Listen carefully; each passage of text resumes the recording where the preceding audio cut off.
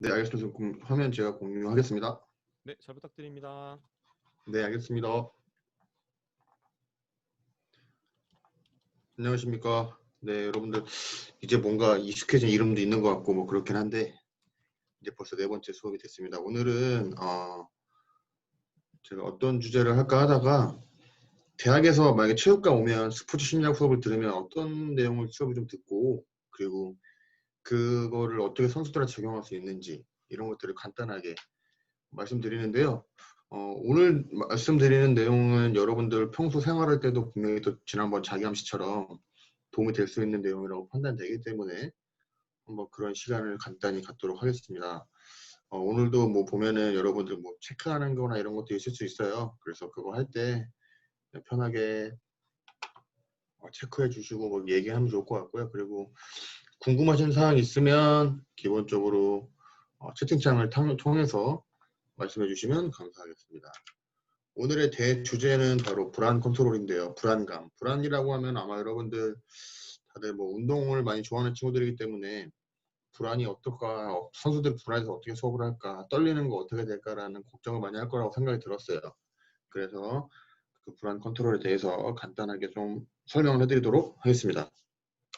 크게는 주제를 진행을 하는 데 있어서 두 가지 테마로 나눴는데요. 첫 번째는 이제 불안에 대한 이론이 어떤 게 있는지, 그리고 그럼 대체 불안을 어떻게 우리가 조절해야 되는지에 대해서 간단히 말씀드리도록 하겠습니다. 사실 저 대학에서 제가 공부 박사학위를 받을 때 지도 교수님께서 이제 항상 강조하시는 게 바로 이론적인 부분이에요. 여러분 이론이라고 하면 되게 막 지루하다고 느낄 수 있는데 스포츠 심리학 이론들은 그래도 좀 다행인 게 뭐냐면 우리가 평소에 운동을 하거나 생활을 하면서 많이 경험해본 많이 경험해본 내용들에 대해서 배우는 거기 때문에 이런 거 내가 평소에 생각했던 건데 이런 게 이론이 있었네라는 것을 배울 수가 있게 돼요. 그래서 이 이론적인 부분을 되게 많이 강조를 하시고 그리고 결국 이론을 통해서 선수들한테 상담이나 심리 훈련을 진행할 때는 이론을 통해서 진행이 되기 때문에 이론을 되게 강조하는 추세입니다. 간단하게 대표적인 불안 이론들 어떤 게 있는지를 한번 설명해 드리도록 하겠습니다. 첫 번째 불안과 관련돼 나오는 가장 대표적인 이론이 바로 욕구 이론이라는 건데요. 드라이버 티어리라고 하는데 지금 대부분 스포츠 심리학 서적에는 이런 식으로 나와 있어요. 무슨 말이 각성 수준은 뭐냐면 쉽게 말하면 불안이에요. 불안 정도. 각성은 지난번에 말씀드렸지만 밥 먹고 나서 되게 졸릴 때, 점심 먹고 나서 되게 졸릴 때, 몸이 축 나른해질 때가 각성이 0이라고 우리가 보통 얘기를 하고 뭔가 몸이 되게 긴장되고 흥분되는 상황, 밤에 공동묘지를 간다거나 즐거운 일을 하러 갈 때 몸이 막 업되고 이렇게 흥분되잖아요. 근데 그런 때 각성을 보통 한 10G라고 예상을 합니다. 이 이론에 따르면 자칫 오해할 수가 있는 게 뭐냐면 각성 수준, 그러니까 불안도 몸이 긴장도가 높을수록 운동 수행이 높아진다라고 이해할 수 있지만 사실 여기서 말하는 운동 수행은 뭐냐면 이 주 반응을 의미합니다. 주 반응이요. 그래서 이 이론을 갖다 설명을 하는데 사람의 행동을 설명할 때 되게 좋은 게 좀 쉬운 과제를 설명에 적합하지만 좀 다양한 복잡한 과제 설명은 좀 어려워요. 무슨 말이냐면 이런 거예요. 이 주 반응의 개념을 잘 이해는 되는데요. 농구로 예를 들어 드릴게요. 이 보면 마이클 조던이고 여기 보면 강백호죠. 네. 마이클 조던의 주 반응은 뭘까요? 농구 슛을 하는 데 있어서 마이클 조던이 나타나는 주 반응은 뭐냐면 슛을 잘 넣는 겁니다. 반면 이 강백호인데요. 농구 초보자들의 주 반응은 처음에 농구하는 사람들은 슛 성공을 잘 못하겠죠. 실수가 많이 하거나 슛을 잘 못 넣는 것이 주 반응입니다. 그래서 앞에 이 이론에 따르면 사람에 따라 각성 수준이 높아지는 거에 따라 주 반응이 달라진다 이게 나오잖아요. 이걸 잘 설명해주는 영상이 하나 있습니다. 그래서 영상을 한번 같이 보겠습니다. 소리가 안 들릴 수도 있는데요. 여러분들 이거 자막이 어차피 있기 때문에 제가 보면서 설명해 드릴게요.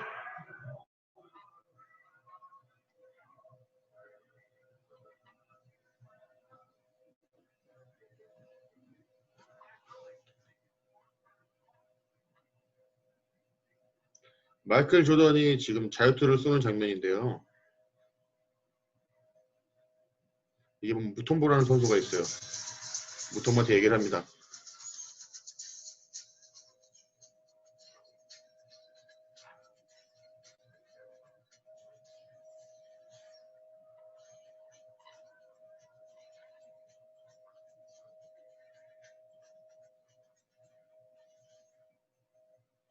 많은 관중들이 와 있는 운동 경기 상황에서 특히 농구 선수가 자유투를 한다고 했을 때 긴장도는 각성 수준은 굉장히 높아지겠죠.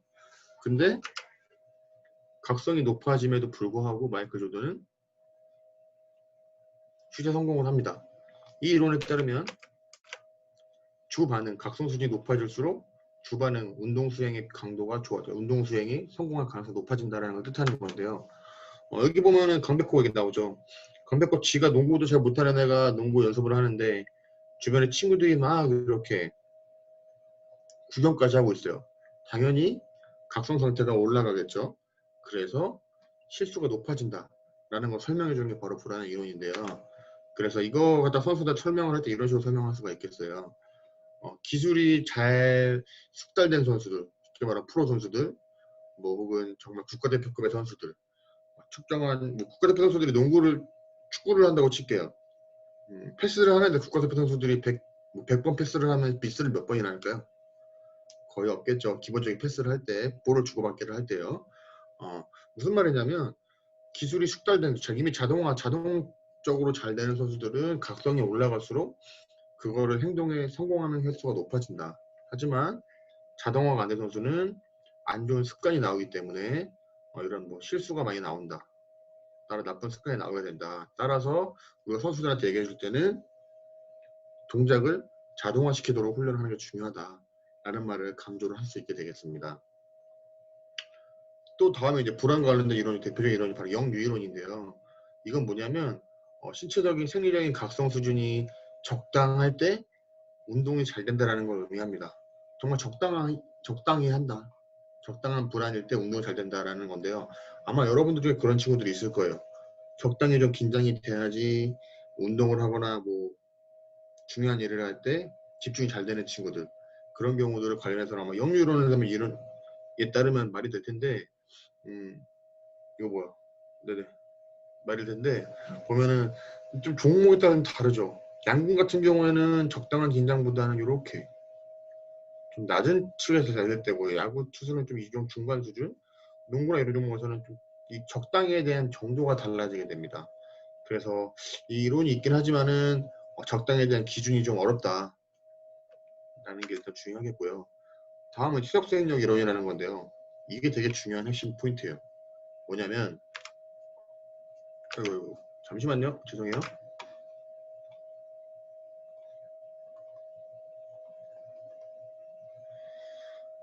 다시 설명을 드리겠습니다. 잠시만요.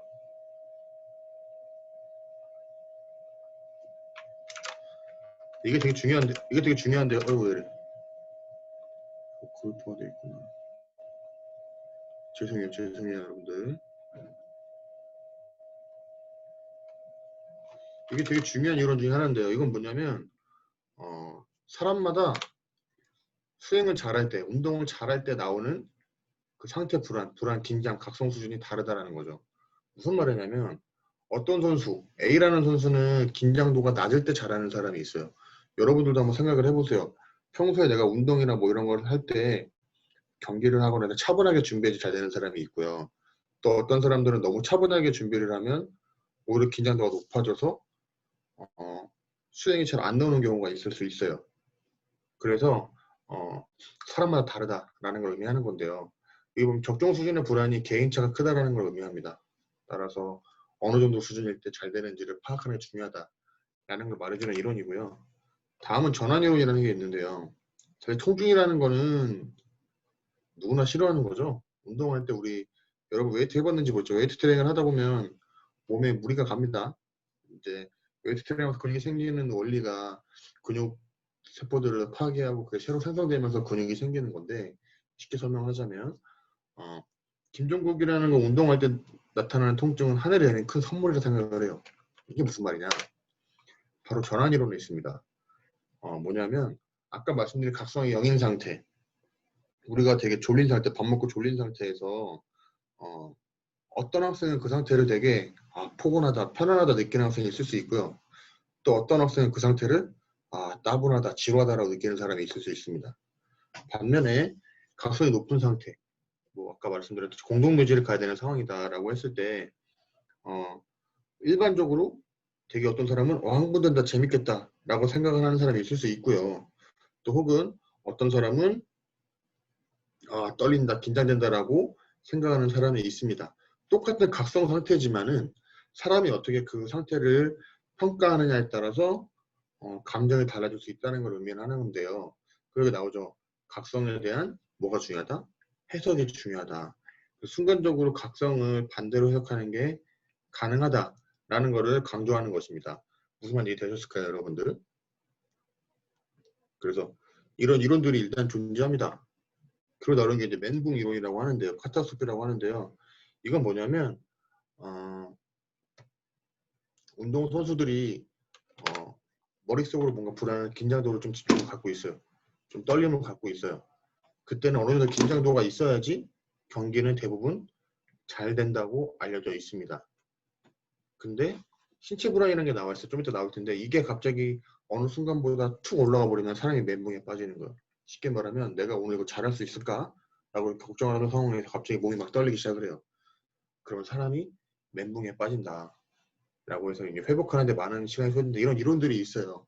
이런 이론들을 이제 어떻게 선수들한테 적용하고 그리고 이런 어떻게 활용하면 좋을지에 대해서 간략하게 설명을 드리겠습니다. 그 전에 제가 퀴즈를 항상 내는데요. 이 그림 되게 유명한 그림인데요. 이 그림을 보시고 여러분들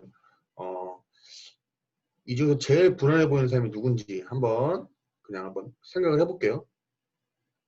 한번 시간을 좀 드릴게요. 그림을 한번 잘 보시고 김문두의 씨름 그 그림인데 보시고 누가 제일 불안감을 느끼고 있을까를 한번 집어보시면 좋을 것 같습니다. 퀴즈를 간단한 퀴즈를 한번 내볼까요? 여기가 이쪽에 있는 사람 중에 불안해 보이는 사람이 있다면 1번, 이쪽이 2번, 이쪽이 3번, 4번, 5번으로 크게 나눠볼게요. 그래서 여러분들 지금 채팅창에다 글 한번 남겨주세요. 그러니까 예를 들어 뭐 왼쪽 위, 이렇게 왼쪽 위, 오른쪽 위, 아니면 뭐 씨름하는 사람, 뭐 구경하는 사람 이렇게 보시면서 누가 가장 불안해 보이는지를 한번 여러분들이 채팅창에다가 한번 자신의 생각을 한번 작성해 주시면 감사하겠습니다.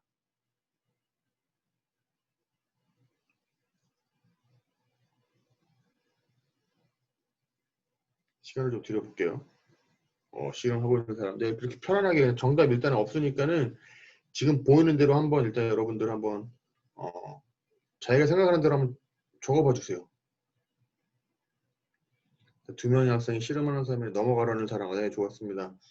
또 자기가 생각하는 대로 한번 말을 한번 해주세요. 부채로 가린 사람들 그것도 좋죠. 네. 왼쪽 상대는 우코였는 사람이라고 하면은 뭐 이 사람이라는데 뭐 이 사람이 말씀하시는 것 같은데 네, 일단은 각자 자기만의 넘기는 걸 보는 사람 네 좋아요. 각자 여러분들 스스로 다 여러분들만의 그 기준점을 갖고 지금 이렇게 누가 불안할지를 판단을 하고 있는데요. 이 그림을 보면 나중에 이제 여러분들이 좀 있다가는 이게 불안 이론을 통해서 이렇게 알 수 있구나라는 걸 알 수 있습니다.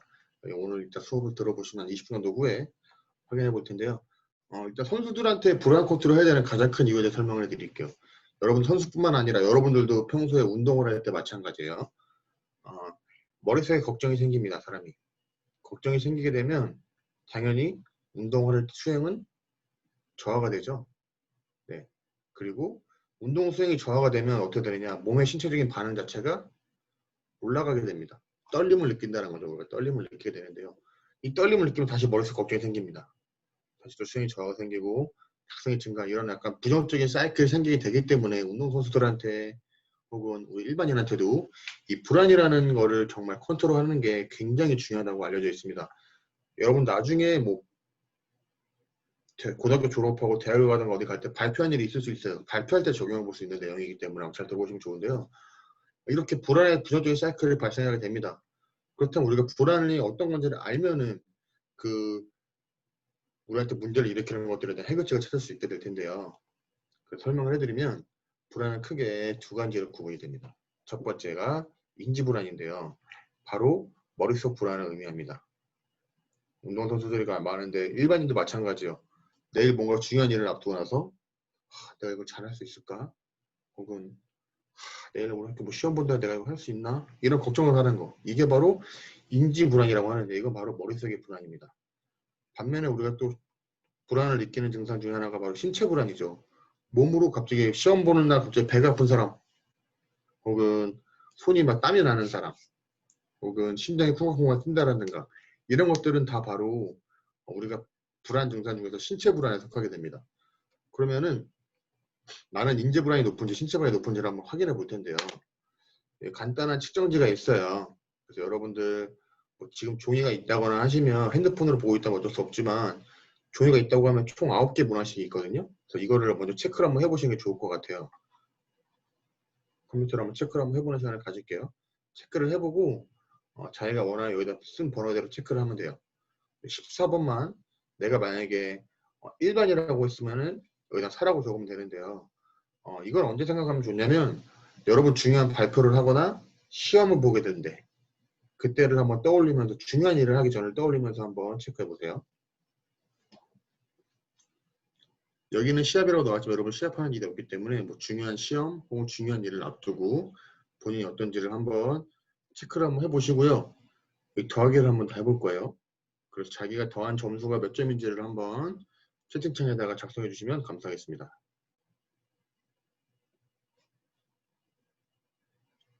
저도 같이 한번 해볼게요.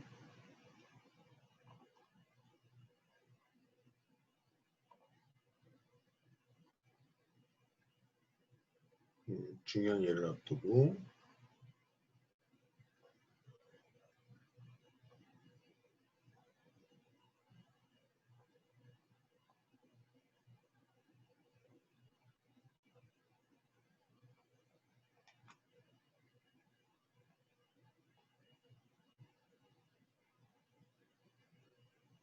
발표를 못할까 봐 걱정된다라고 하면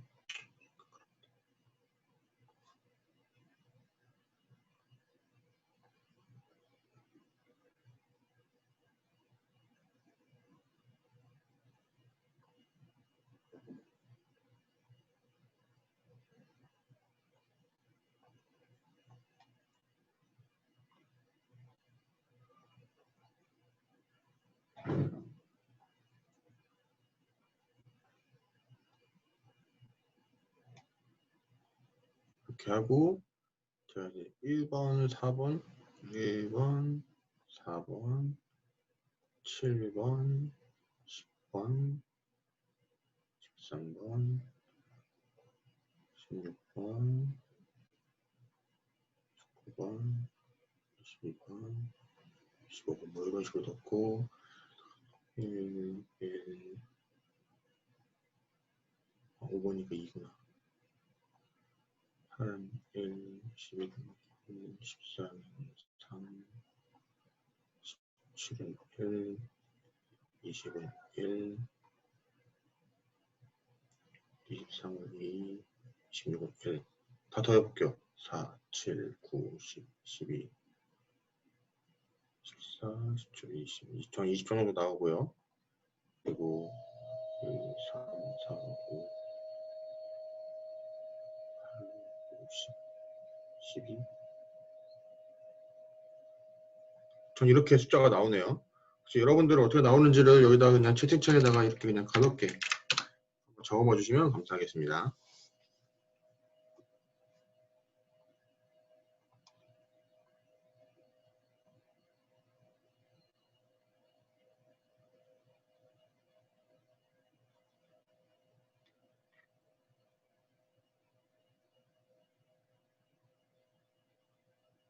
일 1분 정도 시간을 드릴게요.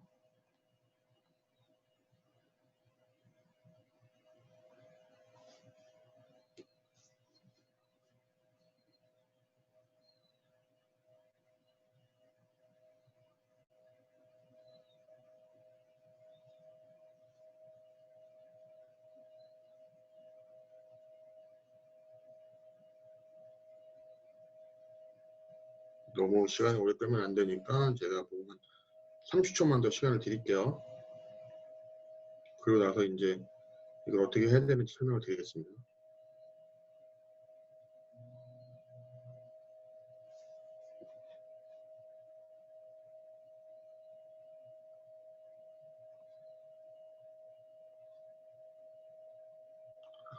이 설문지는 이제 설명드릴게요. 이 설문지는 평소에 중요한 일을 앞두고 머릿속 걱정을 많이 하는 사람인지 혹은 신체적인 걱정을 많이 하는 사람인지 알아보는 설문지인데요. 크게 27점, 그러니까 총점이 27점이 만점이에요. 그래서 보통 23점, 20점 이상, 23점 이상 나오면 그쪽 관련해서 좀 불안수를 좀 높게 느끼는 사람이다라고 평가를 하거든요. 영어 선생님 같은 경우에는 인지불안이 19고 신체불안이 14라고 나오셨는데요. 영어 선생님 보면은 저는 20점, 10점인 13점인데 저랑 영어 선생님 둘 다 보면은 공통점이 나오죠. 둘 다 인지불안이 약간 높은 축에 속합니다. 근데 여러분들 하다 보면 인지불안보다는 신체불안이 높은 사람이 있을 수도 있어요. 이건 사람마다 차이가 있다라는 걸 일단 알면 될 것 같고요. 그렇다면 인지불안하고 신체불안이 일단 불안에 있다고 하는데 이걸 어떻게 관리를 하느냐가 포인트입니다. 그 핵심 포인트는 바로 이건데요.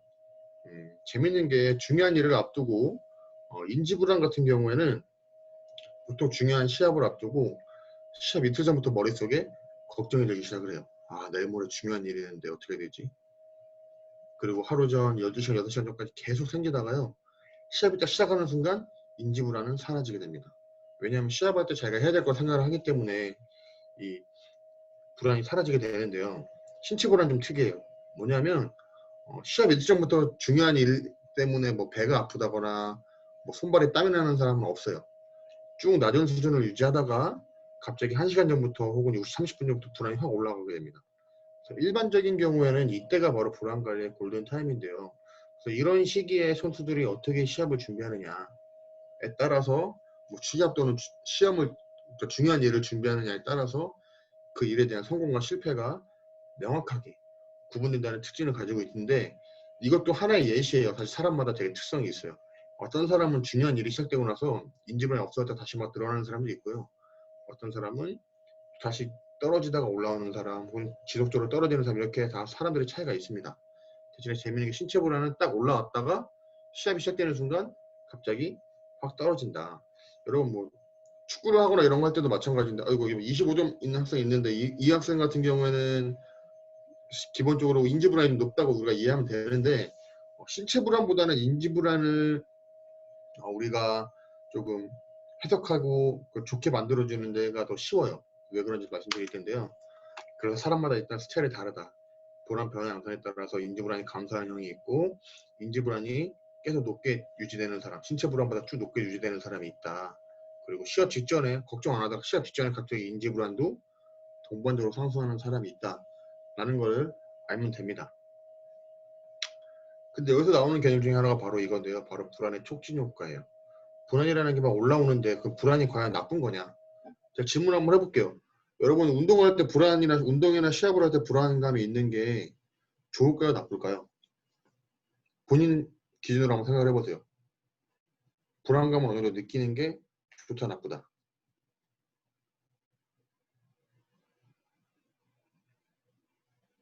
나쁜 것 같다는 사람이 좋은 것 같다 하는 친구는 그렇죠. 어느 정도 있는 게 좋다 생각하고요. 맞아요. 사람마다 차이가 있어요. 보통 좋다는 말하기가 사실 쉽진 않은데 불안감은 대부분 다 불안하면 나쁘다고 생각을 하죠. 우리가 뭔가 일을 하는 데서 불안감을 느낀다라고 하면 사실 다들 불안감은 다 안 좋은 거기 때문에 나쁘다, 없애야 된다 얘기를 합니다. 근데 불안에도 바로 이 촉진 효과라는 게 있어요. 무슨 말이냐면 시합 불안이 높을수록 시합에 대한 불안, 중요한 일에 대한 불안이 높을수록 사실 경기력은 우수하게 됩니다. 왜냐면 여러분들이 그 생각을 하면 좋아요. 우리가 올림픽을 보면 뭐 육상이라든가 수영 종목을 이렇게 초를 하는 종목을 예를 들어 드릴게요. 세계 신기록이 보통 언제 나오죠? 세계 신기록이 발생되는 거는 예선 때 발생을 되나요? 결승 때 발생되나요? 그렇죠. 대부분 결승 때 세계 신기록이 발생이 됩니다. 물론 예선 때 결승을 대비하기 위해서 최선을 다하지 않은 경우도 있을 수 있습니다. 하지만 세계 신기록이라는 거는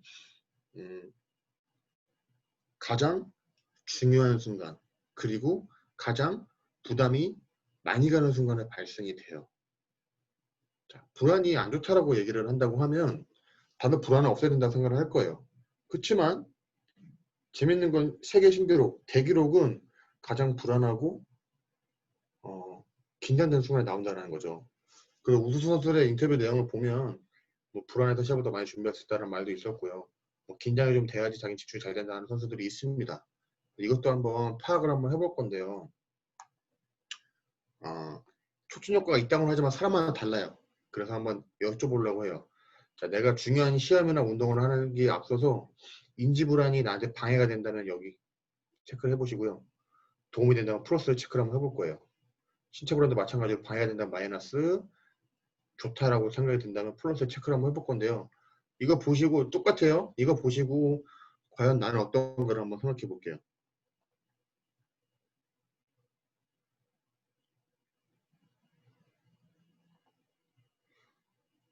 저 같은 경우에는 인지 먼저 쓰고 이제 신체를 쓸 건데요.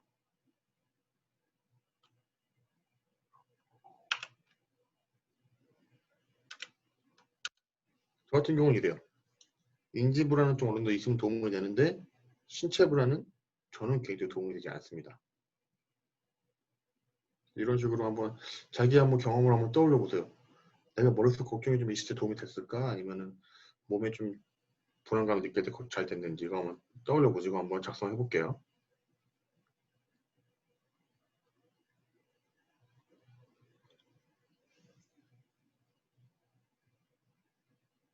평소에 불안감 때문에 조금 중요한 일을 실수를 많이 한다거나 아니면 운동에서 좀 안 좋은 경험이 많이 있는 친구들 같은 보통 마이너스가 많이 나오긴 할 거예요. 그래서 한번 여러분들 한번 자기 거를 떠올려 보면서 한번 작성해 보세요. 네, 간단해요. 네.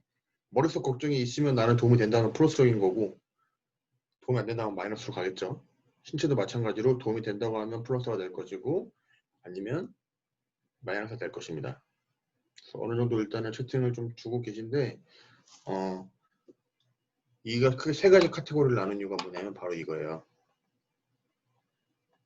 보시면 인지랑 신체가 다 방해가 된다고 하는 사람들은 운동 국가대표 선수 대상으로 연구를 진행을 했는데 비주전 선수들이 그랬어요. 2015년도 대회 나가기 전에 국가대표 선수들은 인지 불안은 방해가 되지만 신체 불안은 도움이 된다 생각을 했어요. 정말 재밌게도 올림픽에서 메달을 딴 선수들은 인지와 신체가 모두 도움이 된다라고 인지하고 있다는 거죠. 그 말은 즉 불안이 분명히 꼭 나쁜 것만은 아니다. 그래서 불안을 내가 어떻게 이용할 것인가가 되게 중요하다는 건데요. 이거 관련된 연구들은 여러 가지가 있어요. 대표적인 연구를 하나 더 보내드리면 이게 있어요. 골프 선수 중에서 컷오프라는 게 있는데 컷오프를 통과한 사람, 탈락한 사람의 시합 전에 불안과 자신감을 알아봤어요. 여기 보면 코어네티브 이제 안자이티가 이제 인지 불안이고요. 소매틱이 이제 신체 불안인데 컷 통과한 사람이에요. 쉽게 말해 예선을 통과한 사람. 예선을 통과한 사람 점수는 3.7이 나왔고요. 예선 실패한 사람이 2.8이 나와요. 또 신체 불안 또한 통과한 사람이 4.06이 나오고 실패한 사람이 2.81이 나와죠. 결국 무슨 말이냐. 예선을 통과한 사람들이 신체 불안도 높고 인지 불안도 높더라. 그게 재미있는 게 이 사람들이 자신감이 높다. 그래서 우리가 확실히 해야 될 거는 불안이 꼭 나쁜 건 아니다. 불안을 없애려고 노력하는 게 능사는 아니다. 라는 걸 알 수 있게 되는데요. 그럼 어떻게 되느냐. 바로 이거예요. 불안이 높더라도 어떻게 내가 긍정적으로 생각을 하고 촉진적으로 해석하느냐에 따라서 불안은 달라질 수 있다는 거죠. 아까 이거 우리 이론 혹시 기억나는지 모르겠어요. 전환 이론. 똑같은 각성 상태지만 사람이 생각하는 거에 따라서 누구는 따분함을 느낄 수 있고 누구는 포근하다 느낄 수 있다. 제가 말씀드렸죠. 네. 그 말처럼 자기가 느끼는 머릿속 불안이나 신체 불안 자체도 최대한 긍정적이고 촉진적으로 해석하면 이걸 오히려 내가 긍정적인 에너지로 사용할 수 있다는 거죠. 그래서 가장 큰 포인트는 이거예요. 불안의 촉진 효과가 있다. 내가 앞으로 뭔가 중요한 일을 떠오를 때 여러분들 기억하시면 좋아요. 그리고 각성에 대한 해석이 중요하다고 하는데요. 실제 이거는 제가 논문 연구를 할 때 우리 FC 서울 프로축구 선수가 저한테 얘기해 준 건데요. 그 선수가 얘기하더라고요. 축구 경기장에 가서 경기장에 입장하기 전에 선수들 라인 딱 서 있잖아요. 그 라인 서 있을 때 뭐 박주영 뭐 이런 선수들 다 떤대요. 누구나 다 긴장을 한대요. 근데 자기가 재미있는 그 선수 멘탈 되게 좋은 선수인데 그 선수가 뭐라 그랬냐면 저는 근데 그거를 떨림이라고 생각하지 않고요. 설레인다는 표현을 썼더라고 하더라고요. 자기는 설레인다 생각을 한다고 하더라고요. 그러면 경기가 좀 더 기대가 되고 경기장에 빨리 나가서 경기를 하고 싶어진다라는 거죠. 제가 예전에는 그걸 떨린다 생각을 했을 때는 경기에 나가는 게 너무 싫었대요. 근데 이 선수가 이제 생각이 바뀌어서 이제는 떨린다보다는 설렌다라고 자기 스스로를 이렇게 컨트롤하는 거죠. 그리고 또 어떤 최종 선수가 저한테 그러더라고요. 불안에는 유효기간이 있다. 시합이 시작되거나 시합이 끝나면 불안은 없어지는 건데 내가 이걸 굳이 먼저 신경 써서 걱정할 필요가 없다라고 얘기를 하더라고요. 아마 여러분도 공감하실 거예요. 중요한 일을 앞두고 굉장히 많이 불안감을 갖고 있었는데 실제 뭐 시합이 시작되면은 그 불안감은 사라지고요. 시합이 끝났는데도 불안해. 내 시합 잘했을까 걱정하는 사람은 없어요. 그렇기 때문에 불안의 유효기간이 있다는 것을 이해를 하시고 여러분들이 이거를 통해서 불안을 잘 관리할 수 있도록 방법을 고안해내는 게 굉장히 중요하겠습니다. 실제로 이거는 이제 축구 선수들한테 이런 시합 불안 관련된 수업을 진행을 하고 이제 선수들이 앞으로 불안 어떻게 생각할지를 물어본 답변을 제가 모아봤어요. 프로축구단 선수들 대상으로 한 건데 이제 이런 말을 하는 거죠. 이제 불안 증상은 나한테 준비 과정이다. 혹은 이기기 위한 과정이다. 불안을 잘못하면 이득이 된다는 걸 선수들이 스스로 알게 되는 거죠.